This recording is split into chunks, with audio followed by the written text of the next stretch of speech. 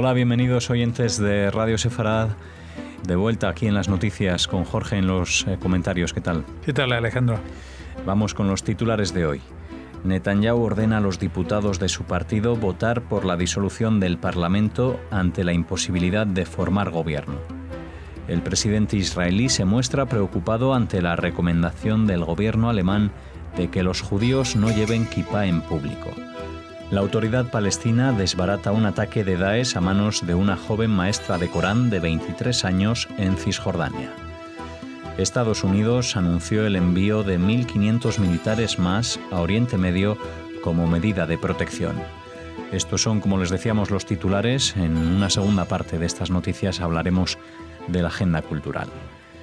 El primer ministro israelí, Benjamin Netanyahu, ordenó a los diputados de su partido, Likud, que voten este lunes a favor de disolver el 21º Parlamento elegido el 9 de abril pasado, ya que el miércoles 29 de mayo vence el plazo para formar el nuevo gobierno y no se registran avances en las conversaciones con el partido laico nacionalista Israel Beitenu, encabezado por el diputado Avigdor Lieberman. Este exige que el nuevo gobierno prometa aprobar su versión del proyecto de ley para el enrolamiento militar de los jóvenes ultraortodoxos y rechaza toda modificación. El proyecto de ley, que fue diseñado por el Ministerio de Defensa, mantendría en gran medida las actuales postergaciones para el enrolamiento de los estudiantes de las academias rabínicas, pero impondría sanciones y otras medidas de presión a los establecimientos educativos ultraortodoxos para garantizar que se alcancen las cuotas fijadas. El partido ultraortodoxo Yahadut HaTorá aceptó un compromiso según el cual sería el gobierno quien fijaría las cuotas de enrolados, pero esta propuesta fue rechazada por Lieberman. El partido Likud estaba sopesando establecer un gobierno estrecho de 60 diputados, uno menos que la mayoría absoluta. Sí, todos pensábamos que ante los resultados del 9 de abril, cuando fueron las elecciones últimas en Israel, pues Netanyahu tenía prácticamente todo hecho porque con los votos de los mismos partidos que formaban su coalición en el gobierno anterior, pues superaba con holgura la mayoría absoluta. Lo que pasa que uno de esos partidos, Israel Beitenu, que dirige a Avigdor Lieberman, ya había renunciado al gobierno de Netanyahu un mes antes o algo así de las elecciones. Recuerden que entonces el primer ministro Netanyahu asumió ya por un tiempo corto, pero de forma asombrosa, no solamente la función de primer ministro, sino también la de Relaciones Exteriores, que mantuvo durante toda su legislatura, y a la que sumó también el Ministerio de Defensa, que son prácticamente los tres más importantes fuera de la economía, ¿no? Bueno, el tema es el siguiente. Ahora está debatiéndose en la Knesset, con lo cual no puedo aportarles datos de cómo va a terminar la cosa. Pero sí se sabe que la oposición no está muy por la labor de disolver el Parlamento en estas circunstancias. Es decir, ha habido unas elecciones hace nada y evidentemente aquí hay un problema, pero a entender del segundo grupo mayoritario, que es en realidad creo que fue el primero, Cajol Laván, lo que pasa que no tenía posibilidades de formar coalición. El problema no es cómo se forma la coalición, los partidos, sino el problema es la persona de Netanyahu. Porque ellos recalcan que si no fuera Netanyahu el jefe del Likud, no tendrían ningún problema en formar una coalición de unidad nacional entre los dos partidos mayoritarios y con ello conseguir un margen muy grande en la Knesset que le llevaría incluso a poder prescindir de alianzas y coaliciones con otros partidos, incluidos los ultrarreligiosos, los ultraortodoxos religiosos, ¿no? Aparte de otros partidos en la atomizada democracia israelí. Y claro que esta es una jugada que es la mejor salida que tiene Netanyahu ahora, porque él primero, seguiría postulando que todo el mundo está contra él e incluso justificando de alguna manera que los casos de corrupción también forman parte de esa cruzada contra él personalmente, y quizás pudiera arañar un voto más, si no en el partido del Likud, en alguno de los de su coalición, como para obtener la mayoría absoluta, es decir, en vez de 60, 61 asientos. Porque está claro que los que no van a estar con Netanyahu van a estar contra Netanyahu, es decir, no hay posibilidad que fuera de esta amplísima coalición hubiera posibilidades de negociar puntualmente con algún partido de los que están enfrente en la oposición.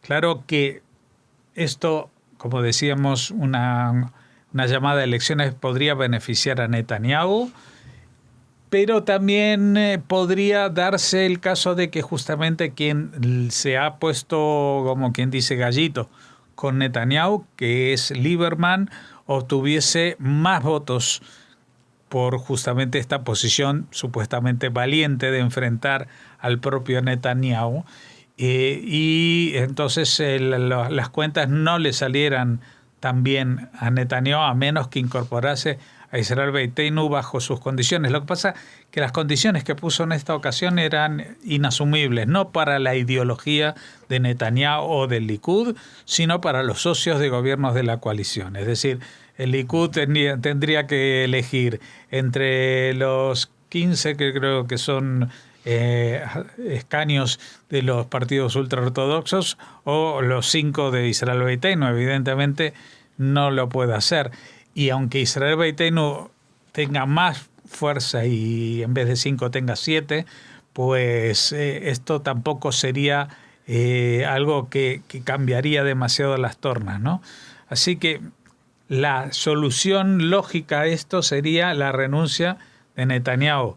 Pero conociendo el percal, está muy afincado él en su sillón de gobierno, se siente muy respaldado por los electores y aparte, si no es reelegido o renuncia a su escaño, pues puede verse una situación jurídica muy compleja, porque los casos de corrupción ya no son simples acusaciones, sino que de los 4 que había, el fiscal se ha quedado con 3 porque tienen los visos de ser realmente fundamentados y que pudieran acabar con la carrera política e incluso puede ser con la libertad del propio primer ministro. Así que horas de zozobra en Israel, en la vida política.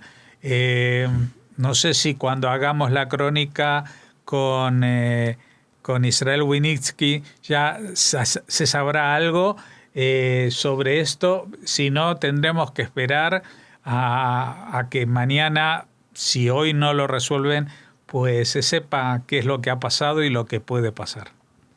El presidente israelí Reuven Rivlin se mostró preocupado ante la recomendación del encargado contra el antisemitismo del gobierno alemán de que los judíos en dicho país no utilicen la kipá ante posibles ataques antisemitas. Rivlin afirmó que la responsabilidad por el bienestar y el derecho a la libertad religiosa de la comunidad judía alemana está en manos del gobierno de Alemania y sus agencias de seguridad.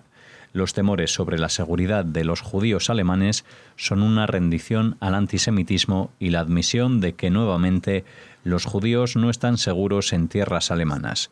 Nunca nos someteremos, nunca bajaremos la guardia y nunca reaccionaremos al antisemitismo con derrotismo, y esperamos y demandamos a nuestros aliados que actúen de la misma forma. Según cifras recientemente difundidas, los delitos xenófobos y antisemitas aumentaron en 2018 en casi un 20%, registrándose 7.700 delitos de índole racista, de los cuales 1.799 casos fueron de carácter antisemita. Sí, ya lo saben, durante los últimos meses y años se ha venido hablando mucho del crecimiento del antisemitismo en Europa y también en Alemania. Entonces, esta recomendación justo del encargado del tema del antisemitismo en el gobierno alemán, es decir, bueno, lo mejor sería que no salgan a la calle con la kippah puesta, es decir, identificados para que los identifiquen fácilmente. Aunque también te diré una cosa, pueden salir con una gorra, pero si van con las barbas, si van con los tirabuzones en las orejas, especialmente la gente más ortodoxa, pues da igual. O sea, la kippah no es el único signo que puede delatar, entre comillas, la identidad de un judío, que por otra parte solamente podría delatarse en el caso de un judío observante y ortodoxo, porque hay muchos judíos que, como digo, van con una simple gorra, otros van sin gorra y sin kippah por la calle y siguen siendo igual de judíos. Lo que pasa que hacer de esto la medida estrella para luchar contra el antisemitismo, la verdad que deja mucho que desear y deja en un lugar muy denostado y digamos, devaluado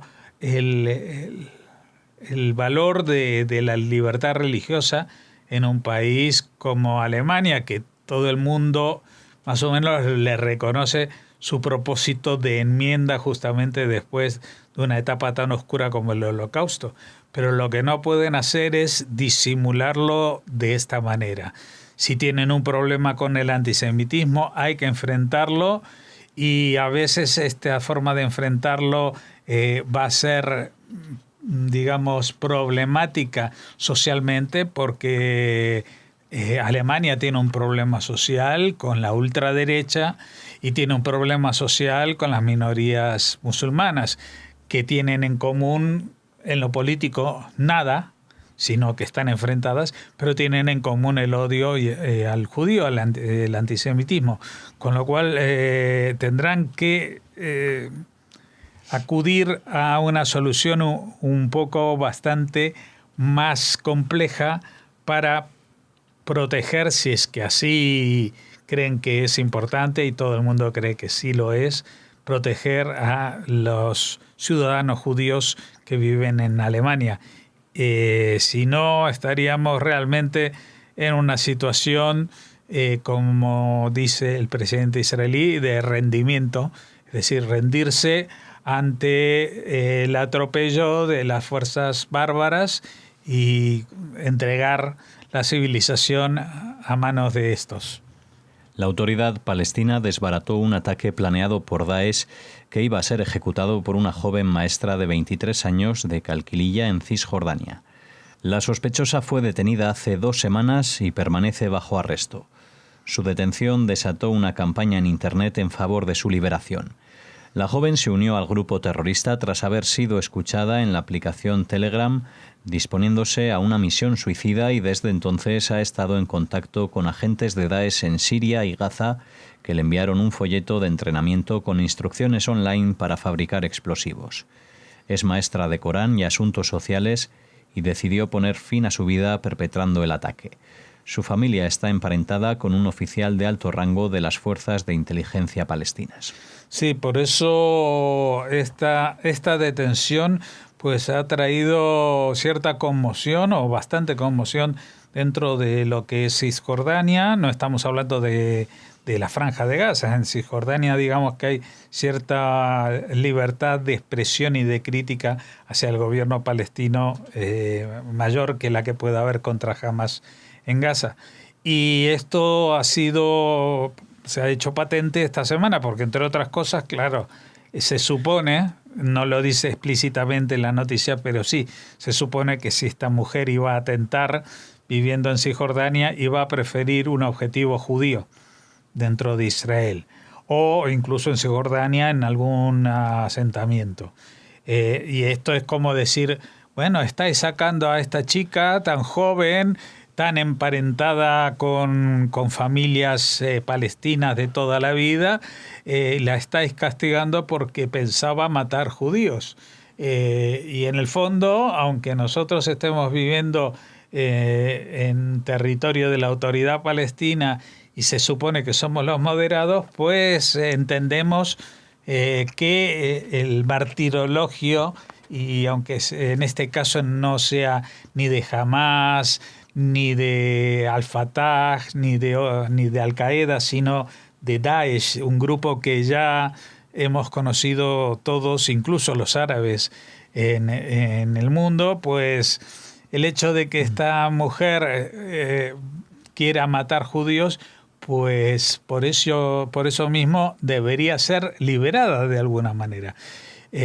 Claro que esto sería ya un punto final para todo tipo de negociación futura sobre la posición de la autoridad palestina respecto al terrorismo. Es decir, si ellos mismos detienen a alguien que está a punto de cometer un atentado y lo sueltan porque es una chica que es de los nuestros, por decirlo de alguna manera, pues va a tener muchos problemas, no solamente con los israelíes o con la administración Trump, sino va a tener muchos problemas de venderle esa idea incluso a la Unión Europea, que siempre ha estado apoyando a la autoridad palestina. El presidente de Estados Unidos anunció el viernes pasado su decisión de enviar 1.500 militares a Oriente Medio como medida de protección para las fuerzas estadounidenses desplegadas en la región debido a la creciente tensión con Irán. Al respecto, declaró: «Las cosas van a ir muy bien en Oriente Medio. No creo que Irán quiera luchar, pero no pueden tener armas nucleares». Estados Unidos ya tiene desplegados miles de soldados en Siria, Irak y Afganistán, y Trump no precisó qué países acogerán las nuevas tropas. Según su gobierno, se trata de disuasión, no de guerras, ya que Estados Unidos tiene una misión en Oriente Medio: la libertad de navegación, la lucha antiterrorista en Siria e Irak, la derrota de Al-Qaeda en el Yemen y la seguridad de Israel y Jordania. Sí, bueno, esto es como agregar un poquito más de tensión en la zona, pero no mucho más, porque 1.500 militares tampoco significa demasiado en términos globales o de amenaza para el régimen iraní. Así que bueno, lo que pasa que dentro de lo que es Irán, esta noticia no habla de ello, pero la posición de liderazgo de Rouhani, o sea, el jefe de gobierno, se está viniendo abajo porque él era como el que había traído la tranquilidad de este acuerdo firmado en 2015, con lo cual se aflojaban las sanciones económicas y el pueblo iraní podía respirar por el tema económico, y que ahora eso está muy mal, porque Estados Unidos ha roto ese acuerdo, ha vuelto a imponer las sanciones económicas y está asfixiando la economía iraní, y digamos a nivel político no hay un movimiento evidente que eso vaya a cambiar, aunque ya han habido algunos rumores de un posible referéndum en Irán sobre el desarrollo de armas nucleares. Es decir, quizás el régimen de los ayatolás, para permanecer en el poder y no verse totalmente desbordados y arrebatados incluso de forma violenta del ejercicio de poder que hacen desde el año 79 en Irán, pues puede ser que en este caso desistan de sus aspiraciones nucleares, que esto lo disfracen de un referéndum y que tenga esto una salida bastante similar a la que parece que está teniendo el tema de Corea del Norte. Es decir, Trump, con los que se han opuesto más radicalmente a las visiones de Estados Unidos, pues ha jugado fuerte, y de momento con Corea del Norte le ha ido bien, y ahora puede parecer, o empieza a parecer, que lo de Irán también puede ser que suponga un paso atrás de Irán en sus aspiraciones nucleares. Lo que pasa es que quedaría pendiente todavía el tema de la financiación y el patrocinio de grupos terroristas en la región, que es algo que los otros países árabes suníes de la zona como Arabia Saudita, como Egipto, etcétera, no van a permitir que Estados Unidos firme un acuerdo con Irán olvidándose de estas cuestiones. Así que quizás los cambios resulten inasumibles para los ayatolás, o quizás Trump se conforme con, dar un espaldarazo importante a Israel sobre el tema de la energía nuclear, aunque dejando en el aire el tema del patrocinio de grupos terroristas para más adelante. Bien, pues así cerramos este informativo, la primera parte aquí en Radio Sefarad. Volvemos ahora con la agenda cultural.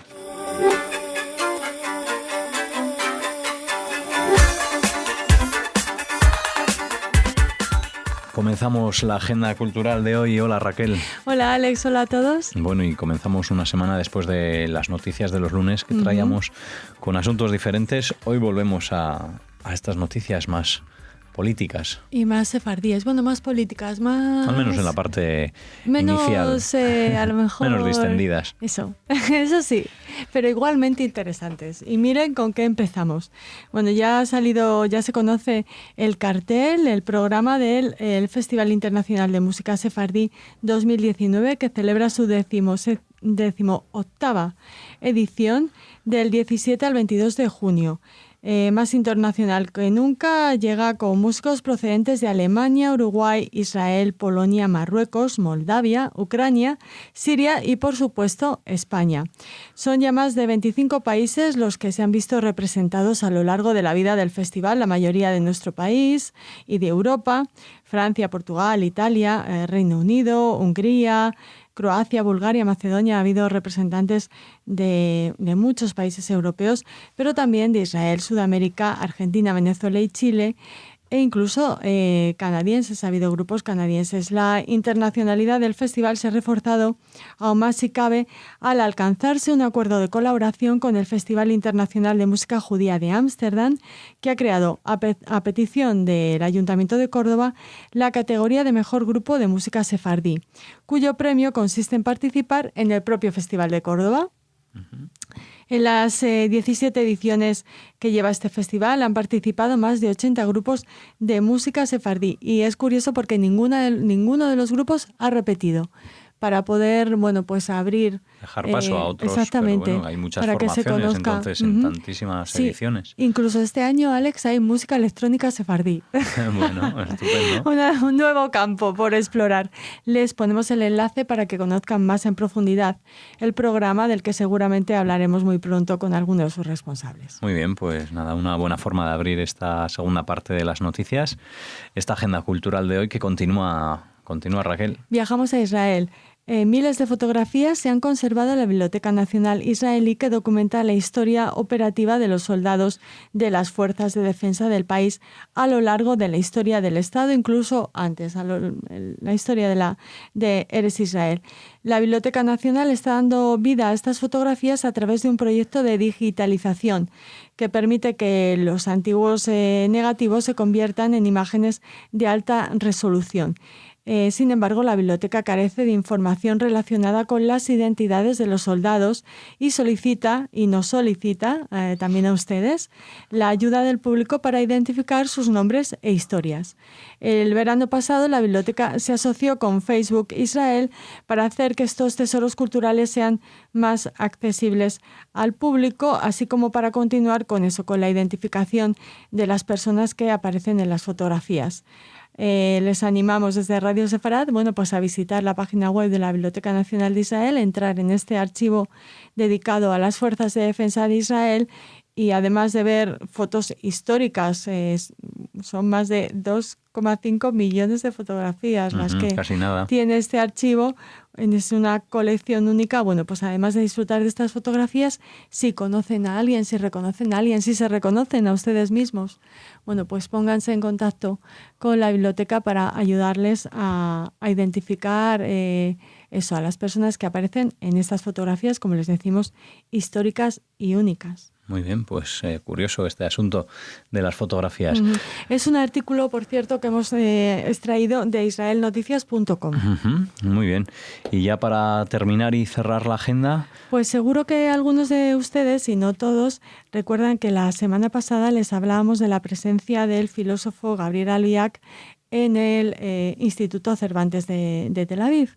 Bueno, pues Albiac continúa en Tel Aviv, pero en este caso va a participar en la Noche de Filosofía, que es un evento organizado en Israel que consiste en una noche de conferencias y paneles cortos de filósofos de Alemania, Francia, España, Polonia y Austria con pensadores locales. Las ponencias transcurren en distintos lugares en el distrito Rothschild, el maravilloso distrito Rothschild, y el invitado seleccionado para representar a España en el evento es este año Gabriel Albiac. Albiac impartirá una conferencia en español el 29 de mayo, el día anterior de la celebración de la Noche de la Filosofía en el Instituto Cervantes, ya les comentábamos esto la semana pasada, y ofrecerá 2 charlas el día 30 en el marco de la Noche de Filosofía en francés en el Instituto Francés. Hablará de Baruch Spinoza, judaísmo y laicismo, y también tratará la cuestión del antisemitismo en la era del populismo. Muy bien, Raquel, pues nada, una agenda repleta de eventos, acontecimientos y muy bien traída. Así la terminamos y les esperamos a ustedes, como siempre, en la página web www.radiosefarad.com.